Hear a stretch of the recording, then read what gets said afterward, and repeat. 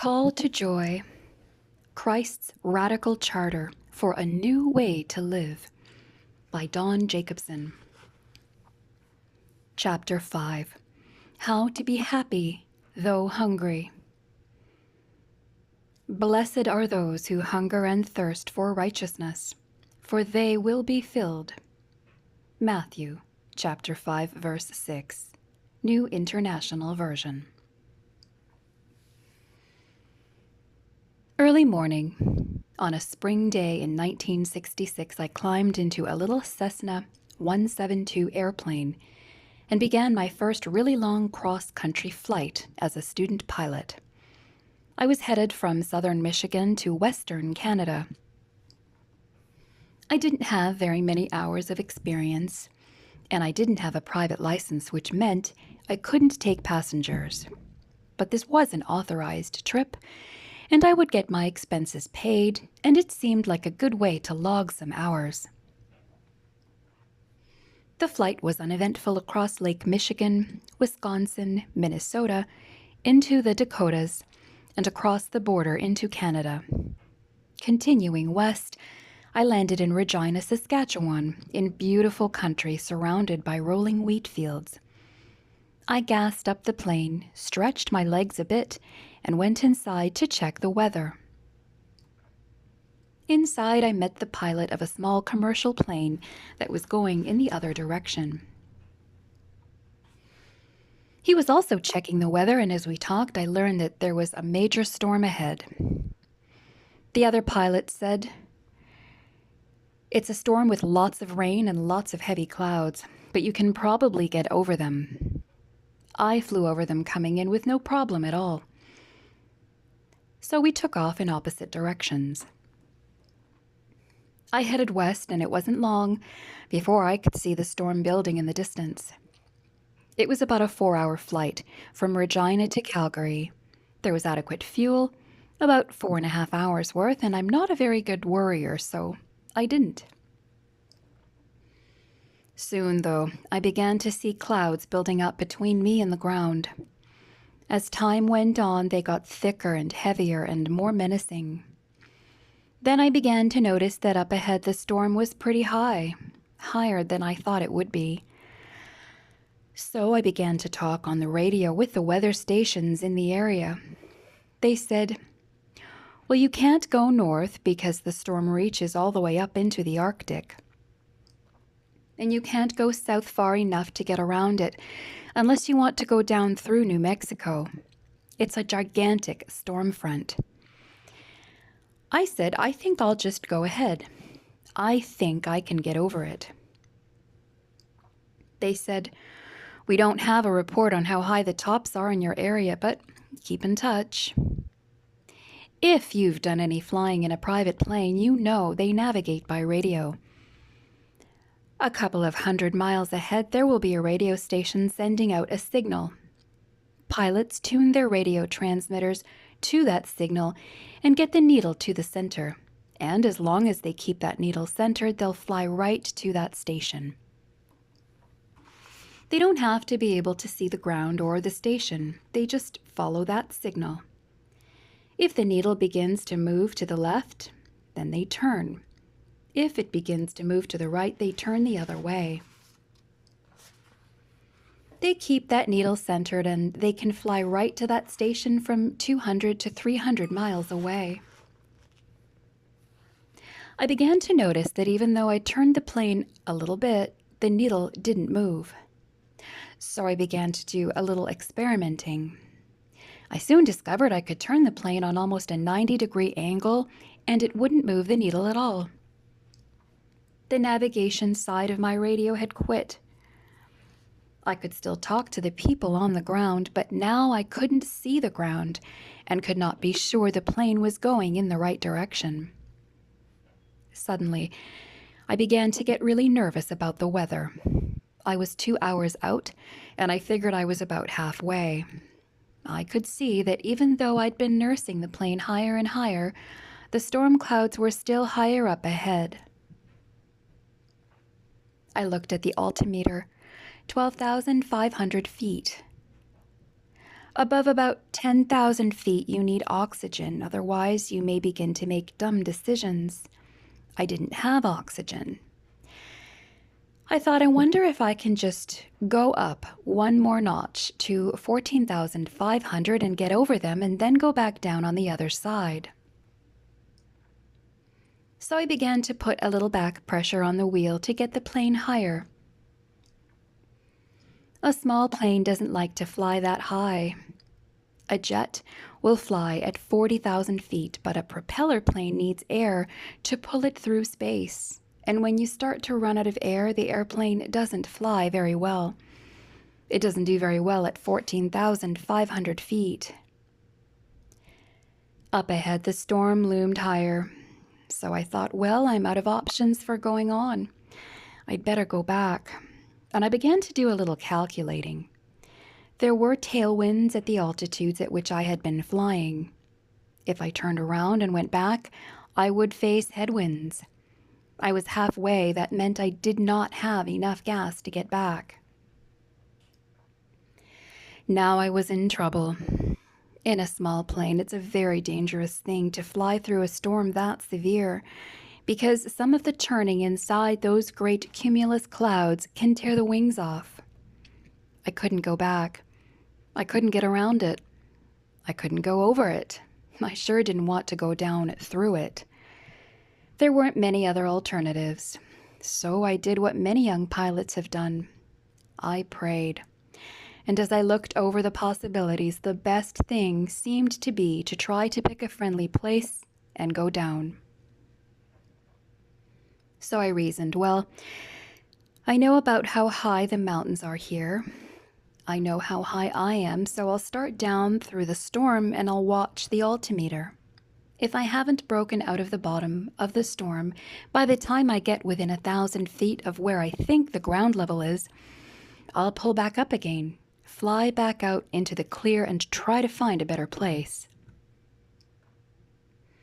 With a great deal of anxiety and with sweat running down my back, I nosed that little plane over and started down through the storm. I set the rate of descent at 1,000 feet per minute, which is a pretty steep descent rate, but I wanted to get down through the clouds as quickly as I could. Suddenly, it was as if somebody had painted the windows on the outside. I couldn't see a thing. Rain hammered the windshield. And all the time this was going on, I was praying, Lord, if you'll get me out of this mess, I promise I'll never make such a dumb decision again. After what seemed to be at least an hour, I looked at my watch. 1 minute had gone by. That meant I'd gone down about 1,000 feet. I could see nothing below. Another minute went by, and another. All the time I was trying to keep the chart on my lap, keep the plane level, keep the airspeed constant, and navigate in what I could only hope was the right direction. Another minute went by. 5 minutes. The longest 5 minutes of my life. 6 minutes. I wondered if anybody was praying for me anywhere. 7 minutes went by. 8 minutes. Now I began to have another concern. How close was I getting to the ground? Was my altimeter exactly right? 9 minutes went by. I wondered. 10 minutes. I'd gone down 10,000 feet and knew I wasn't very far from the ground. But it was still just as murky and black and raining just as hard as it had been when I nosed into the storm 10 minutes earlier. I looked at my watch and at the altimeter and realized that I did not have a whole lot of time or altitude to spare. The ground in that area is somewhere between 4,000 and 5,000 feet above sea level. So I thought, I'm going to give it another 30 seconds. And if I don't see something by then, I'm going to push the throttle in, climb back up out of the storm, and try to find a different place to crash. The seconds ticked by. I was still descending 1,000 feet per minute. 30 seconds went by. I just couldn't wait any longer. I put my hand on the throttle. I was just ready to push it in when out of the corner of my eye I saw something dark below. I thought, I'm going to wait another second or two, and sure enough, there was a little ragged place in the clouds. For a brief instant I could see the ground below. What a beautiful sight! I never thought Canada could look so good. I discovered that I was about 500 feet above the ground, and a few seconds later I broke out of the bottom of the storm. It was still raining so hard I could hardly see forward out of the windshield, but at least I could see out the side windows and know that I was safe, that I was still flying and that I wasn't going to run into the ground or into a barn. Looking ahead, I could see off to the side, to the southwest, what looked like a break in the clouds. It looked as if the sky was a little brighter in that direction, so I began to fly toward that daylight.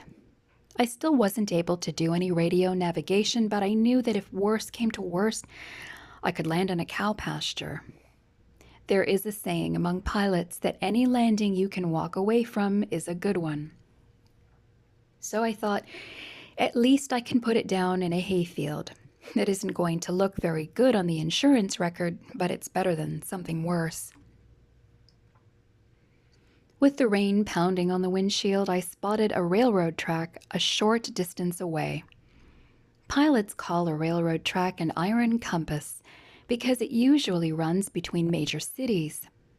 So I searched the chart on my lap and discovered a railroad track that ran right into the heart of Calgary, Alberta. I turned and followed that railroad track, and an hour and a half later, I was in the approach pattern for Calgary Airport, a very tired but much wiser pilot. Passion for the righteousness of Christ. That excruciating hour impressed on me a lesson I will never forget. I was lost in a storm, and rescue was my only interest. Have you ever been lost? I don't mean just temporarily confused, trying to find your way around a strange neighborhood. I mean really lost. There is only one consuming passion for the person who is really lost, and that is to find the way. That's what Jesus is talking about in the beatitude that we are studying. Blessed are those who hunger and thirst for righteousness, for they will be filled. This is the first beatitude that calls for a passion. Joyous are those whose lives revolve around a passion for the things of God. Jesus is talking about people who have sanctified tunnel vision. They have one consuming desire in their lives, and that is the righteousness of Christ.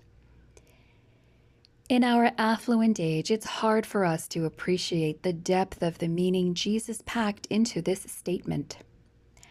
About the closest most of us come to hunger is how we feel if the oven didn't come on during church. Lunch won't be on the table at 12:30. Even if we're not worried about missing our next meal. Who of us has not known the pangs that come from being hungry or thirsty? Have you ever taken a long hike and not had anything to drink? Remember how it felt to be really thirsty? A man who is thirsty is not interested in beautiful music. A woman who is really thirsty is not interested in somebody bringing her a bouquet of flowers. They're concerned only about one thing, and that is solving the problem of thirst. The same thing is true about hunger.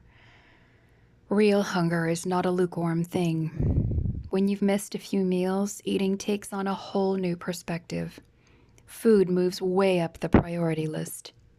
Jesus knew that well, because just a short time earlier, he had experienced real hunger.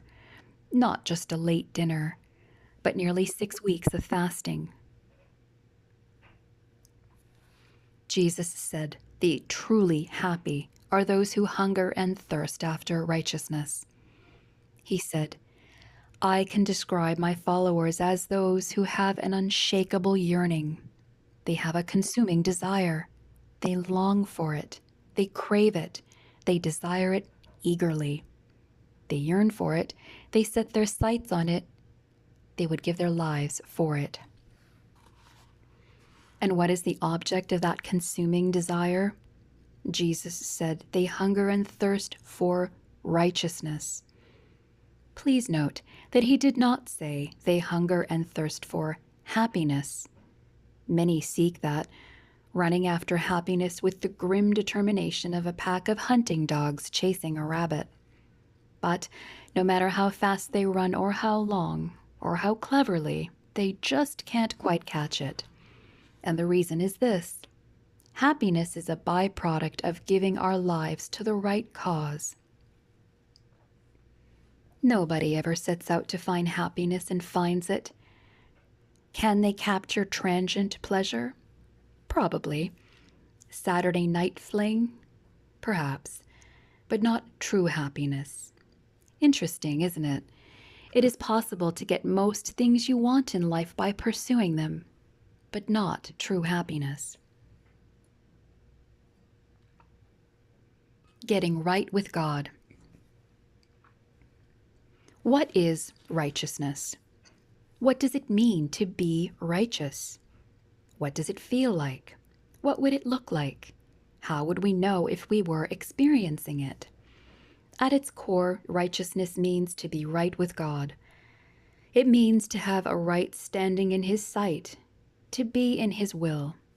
It doesn't mean that I always do the right thing necessarily, but it means that my relationship with Him is such that even when I've done the wrong thing, my standing is not jeopardized. I can still stand before Him and know that I'm loved and forgiven. Jesus says that the happiest people in the world are those for whom that relationship is the driving passion of their lives. Then could we say that the truly happy person is the one whose first priority is the daily desire to walk close to God? Is that a good definition? I think so. For example, if that's true, then this beatitude speaks very keenly to our unreserved commitment to a daily quiet time, a daily time we spend getting to know God and coming to understand His will in our choices. But it's not an easy thing to do. You and I have discovered that.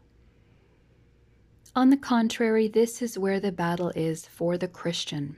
The real battle in the Christian life is not the battle to overcome sin. It is the daily battle over sanctified priorities. It's about baptizing your daytimer.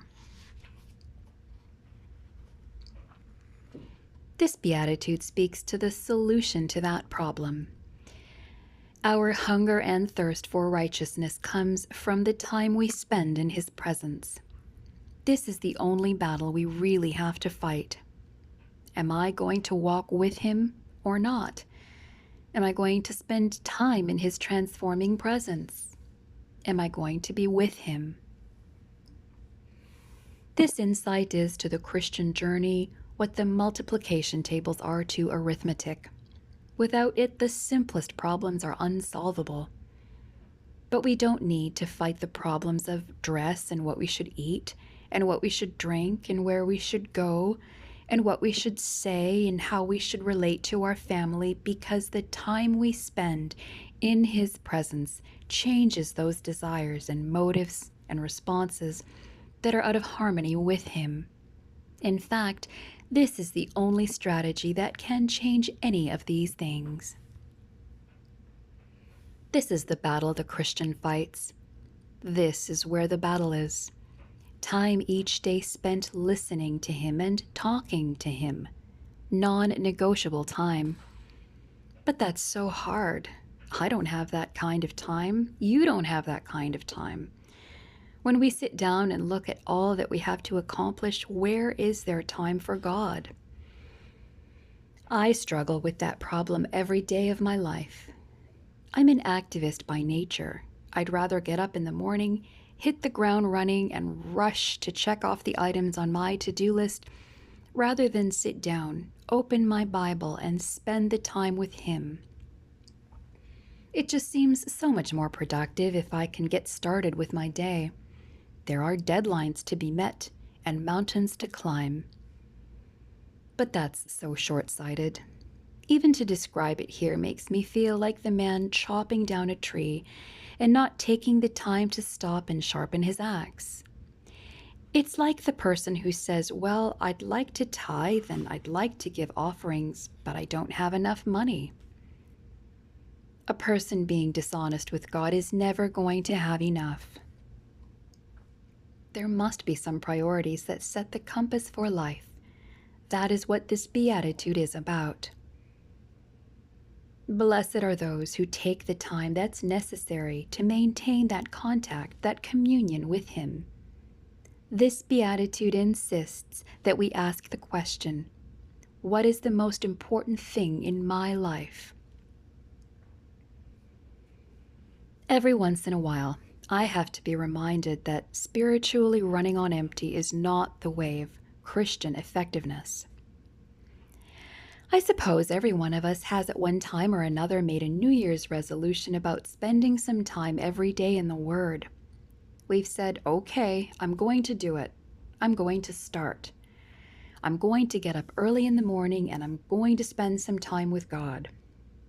Or I'm going to block out some time in the evening or just before I go to bed, and I'm going to get into the Word. I am going to study. I'm going to make it real in my life. I'm serious. It's forever this time. And so the next morning you get up and spend a few minutes reading and praying. The next day you feel good about it. You're really making spiritual progress. You can just feel the spiritual energy surging through your system. But then an emergency arises. There is a late night appointment and you don't hear the alarm clock the next morning, or you have to go to the office early, or one of the children gets sick, or the devil creates some emergency and you miss a day. It's harder to pick it up the next day, and by the third day you're discouraged and you think, phooey on the whole business. May I suggest something that's been a help to me? If you have children, you will have an easy time identifying with this. Do you remember when your first baby came home from the hospital? Do you remember the swath that little bundle cut into your schedule? I tell you, when it was time to feed the baby, when it was time for a bath, or time for a nap, or time for one of the other 1,000 things babies demand, that baby was in charge. Do you remember how he or she kept insisting until you answered that call, no matter the hour, day or night? Remember how urgent those cries were. If Grandma came to visit, Junior still got his bath. If Aunt Nell called up and said, let's go shopping today, Susie still got her nap. It didn't matter how short the night had been. When it came time for the morning feeding, the baby got fed. Maybe that kind of attitude toward a daily devotional time might be helpful. Blessed are those who hunger and thirst after righteousness. That is the description of those who have said, my time with God, my relationship with God, is the number one priority in my life, above everything.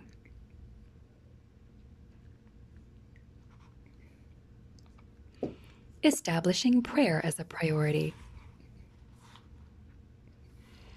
Ask yourself some questions like these. What are the majority of my waking thoughts about? What subject has my most fervent prayers? As I asked myself that, I began to do a little mental reflection on what I had been praying about. I discovered that a whole lot of things seem to bob to the top. Things that we need. Things I'd like to see happen. Other people, schedules, church meetings, balancing the checkbook, getting to the airport on time. I discovered that a lot of those things were quite high on my prayer priority list, but seeking God for righteousness was not as far up that list as I wanted it to be. I just needed to hear his invitation, be still and know that I am God. Psalm 46:10, Revised Standard Version. That caused me to do some rethinking of the kind of things I pray about. Because if I'm going to be the Christian that God wants me to be, if I'm going to carry the imprint of His character on my life, my number one priority must be my time with Him. Thinking that through has changed some of my prayer priorities. When I spend time with God, He doesn't change. I do. Costa Rica has been the site of a major Adventist World Radio shortwave broadcast facility since 1987. From 4 medium-sized transmitters, we broadcast to Central America, parts of South America, and much of the Caribbean in multiple languages. But there are places in the Americas we could not speak to, so in 1997, we began to lay plans to extend our reach. Newer, more powerful transmitters and newer, more efficient antennas. It was logical. However, as we continued to pray about the project, some of us developed a sense of uneasiness. Maybe this wasn't the most effective strategy. Although we needed to extend our sphere of coverage, we needed to make sure that simply doing more of what we had been doing was the appropriate action.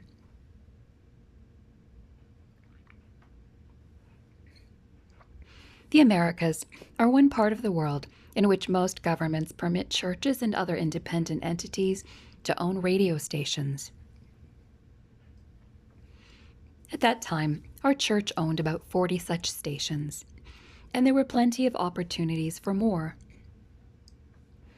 But as you can guess, providing good Christian programs for 24 hours every day, or even 18, is a huge challenge, unless you want to play primarily music.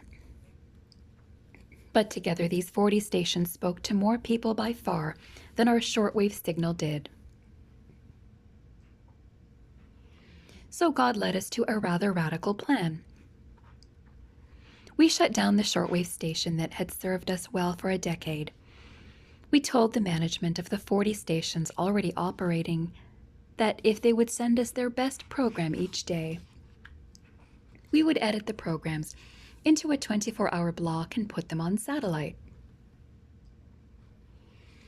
We would provide each station with downlink capability, and they could use as much or as little off the satellite as they wished, at no cost to them. This one gesture changed the face of Adventist broadcasting in the Americas. The stations we were now resourcing had a combined potential audience of more than 30 million, far more than we were tuning in to shortwave. We provided the best of programs for these local stations at no cost to them. Anyone who wanted to could start up a station and have instant access to quality programs. At minimal cost, we probably quintupled our audience. I am convinced that those key decisions came about because our leadership team spent the time with God that enabled Him to expand their vision and take advantage of an unprecedented opportunity. Jesus says in this beatitude, "The happiest people in the world are those whose number one priority is to be in a right relationship with me." I want that to be my story, and I know you want it to be yours. We don't always get to choose what happens to us in life, but we do get to choose the things we want to aim at.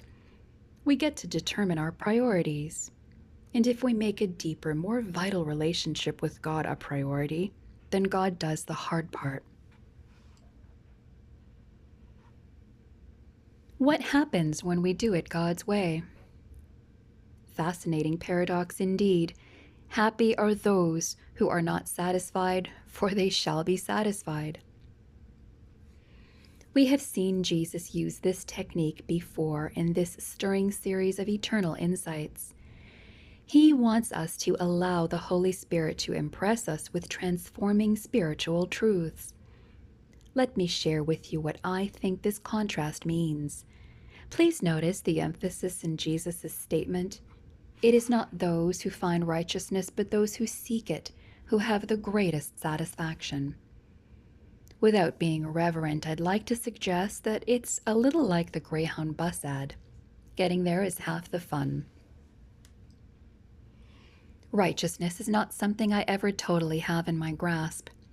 I cannot say, now I've got it, I've had a righteous day. But rather, it's in the quest of becoming like Him that I find the greatest satisfaction. Keith Miller wrote a wonderful little book several years ago entitled The Becomers. That's what we are in Christ, becomers.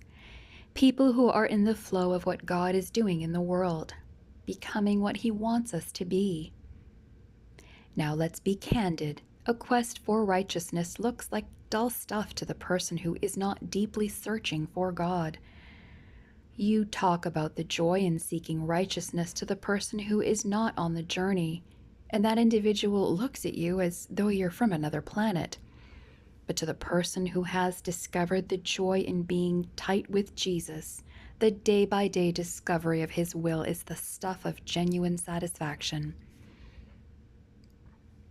I'd like to tell you about a quirk of the Greek language. A Greek who said, "I would like some food," used a strange figure of speech. The literal translation would be, "I would like some of food." A thirsty Greek would say, "I would like some of water." "I want some water," on the other hand, would mean that Greek wanted all the water in the world. But Jesus did not say, "Blessed are those who hunger and thirst after some of righteousness." You see, the people He is talking about don't want just some. They don't want just a little bit. They want the whole thing. Jesus said, "Blessed are those who set their sights on righteousness." The righteousness, all there is, God's righteousness. And getting there is half the fun. The joy, the excitement comes in the discovery, in the journey. When I discover something wonderful about God, or about His care for me, or about the depth of His forgiveness, I think, isn't that great? Then I go back to the Word again and discover there's another meal there I didn't know anything about. How to get the hunger. Maybe you're saying, "I don't really have that longing for spiritual things. I don't really have that desire to be close with God. Maybe sometimes, but not often. What should I do?" I am sure it's true that happy are those who have the hunger. But I don't have the hunger. Church is dull. Prayer is boring. I don't like witnessing. I don't enjoy fellowshipping with the saints. I have to force myself to go to church. It's a chore to open the Word. Are you like that? If you are, don't panic. Don't be discouraged because you think you're so different from those who find a delight in the things of God. Don't fall into Satan's trap of thinking you're a hopeless case. Somebody born without the religious gene. You're not all that abnormal. We've all felt that way. Let me make a suggestion that might prove helpful. Be honest with God about how you feel. He knows you're bored, so be frank with God. Open your heart to Him. He can handle it. Kneel down beside your bed and say, "Dear God, I don't feel like praying. I don't get anything out of it. It's really hard for me to open the Bible. It isn't all that interesting, but I want it to be. I want to have a passion for spiritual things." He loves to answer that kind of prayer. The story goes that when Jesus fed the 5,000, the little boy who had given up his lunch walked along as the disciples were handing out those pieces of food. He saw that each time a piece was taken, another would come in its place until they fed that whole multitude.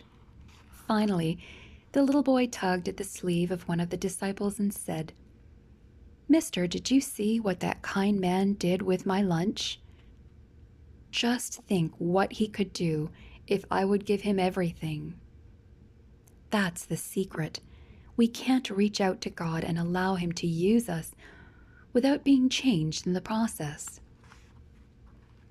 Does it happen overnight? Not usually.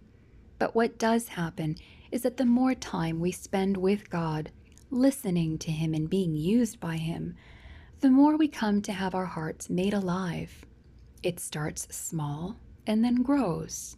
And then one day we realize we are actually having a great time doing the very things we once thought were dull. The reason is simple. The happiest people in the world are those whose primary focus in life is to walk with God. Listening to God. Thought questions.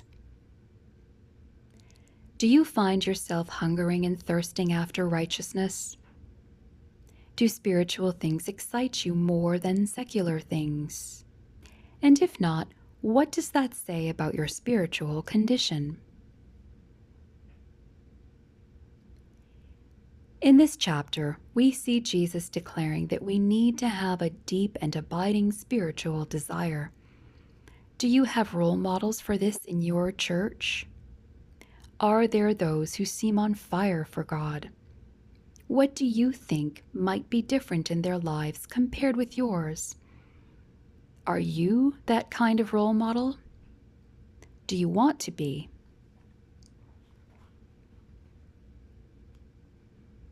This chapter calls for spending time with God each day. In fact, it suggests that activity as the key to spiritual transformation. If it is so central, why is it that so few Christians do it with regularity? Why is it that so few sermons focus on it? How could the church become better at facilitating this? What could you do to change this?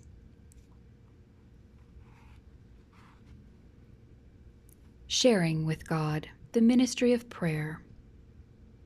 Lord, far too often, I don't feel what I wish I did. I'm just going through the motions. I confess that I am often so caught up with the world around me that I feel like a car that is sputtering along, missing and coughing and failing to perform up to your standard. I pray that you will give me a deep, abiding longing for your presence. I pray that you will lead me into circumstances that test my faith and throw me back on you, making me realize how much I need to spend time with you. And even when I don't feel anything at all, I pray that you will give me the persistence to stick with my good spiritual habits, praying, going to church, contributing to your work, reaching out to help others, because I know that if I do the right stuff, the feelings will follow. Thank you for allowing me to be part of what you are doing in the world. Amen.